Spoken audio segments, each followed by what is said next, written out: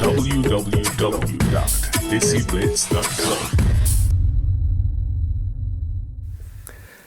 I'm Mr. Mabroor Bhatty. I'm a plastic and hair transplant surgeon. You are watching me on DESIblitz.com.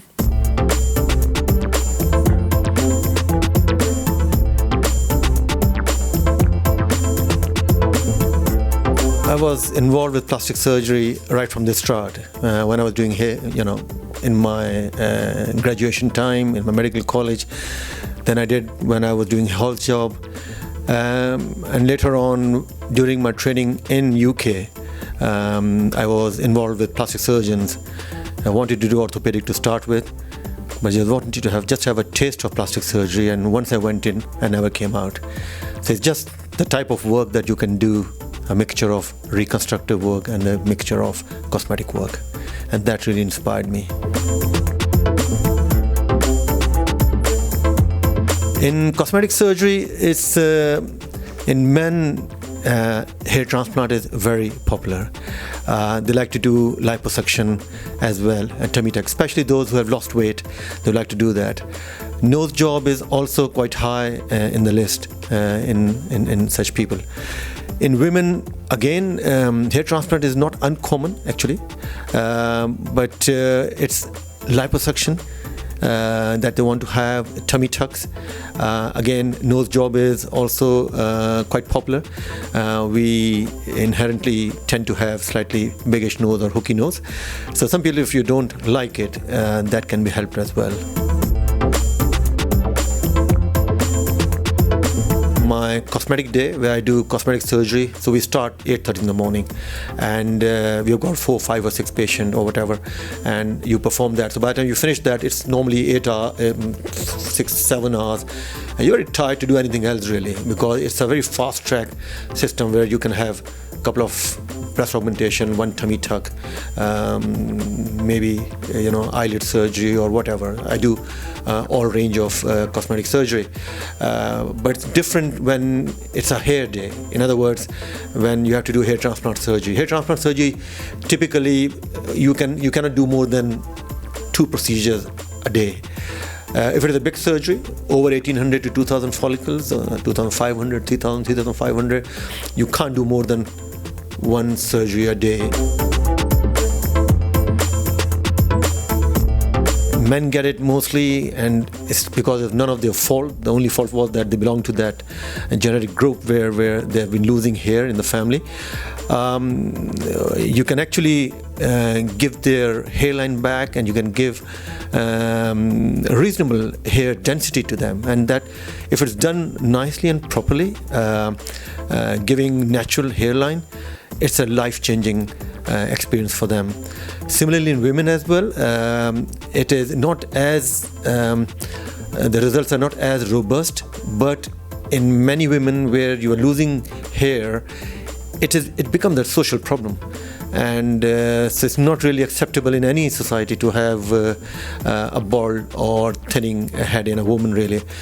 So it's a fantastic procedure, a well-rehearsed procedure, and gives consistently good result. It is. I mean, when I came into plastic surgery, that was in 1991. Because I have practiced outside UK as well, in Asian, and have worked with Asian people a lot. So breast augmentation is getting popular, both abroad in Indo-Pak and also in the UK. And more people are actually having it done. I've just seen today middle-aged woman wanted to have it done. So it's not even age-related. It's when they feel is the right time for them. So all ages of people and all ethnic society of people, they come, and Asian, it is getting more and more popular.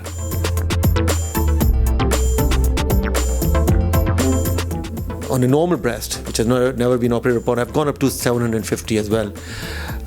They are generally tall, big girls, and something which they can take it. You have to be very, very careful when you put big implants in, because big implants mean bigger complications.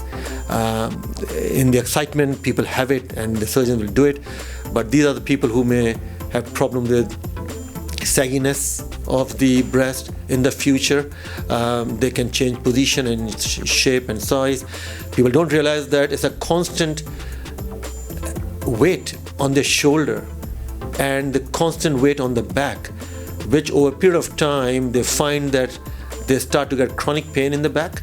They go for all sorts of different to different surgeons for the treatment, and it turns out to be it's their heavy implant. And it is therefore very, very important that once you take that and make that decision after seeing the patient, consulting the patient, explaining pros and cons, and when you yourself as a surgeon satisfied that the build of the patient can take that, then do it. I don't think there's any role of surgeon to accept anything what the patient demands, especially in cosmetic surgery, because one has to be very sensible and responsible about it, that what you advise the patient should be in the long-term interest as well.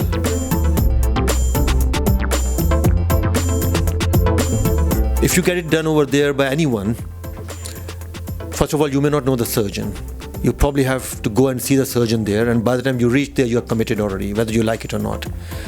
Then you have to have a surgery. Yes, it may be half priced, less than half price, but don't forget that you have to spend another £1,000 to go there. And once you have done that, then you have to have your stitches out. By the time you come back, and if you have a complication, then you wouldn't know what to do. You can't go back. If you go back, then another £1,500, and the hassle that you had at the end of the day, it is there if you like it, whether you like it or not. Sometimes there is an issue, especially with hair transplant, with the infection, because there it's done in the clinic setup really, and the sterilization is always an issue. And in places where you got hepatitis B and C and HIV so rampant, one need to be careful with that. I'm not saying don't have it done over there. What I'm saying is that you have to be careful. Advantage here is, yes, you are here, it's expensive surgery, but then put your money together. These are the surgeries you don't want to have it on daily basis, you have it once in a while or once in a lifetime. So advantage is you don't have a problem. You have seen the surgeon. If you like the surgeon, then the place, you get it done. And God forbid something goes wrong, you can always refer back to the surgeon and you can get things corrected and get things done. So there are advantages of that. Yes, you pay a bit more, and then the problem of infection, that's not there in this country at all. Most of the instruments are throwaway instruments. So there are a lot of advantages of getting it done. The only disadvantage I can see is that of the cost. And I think that by the time you have gone and come back, you probably be saving not more than £1,500 really.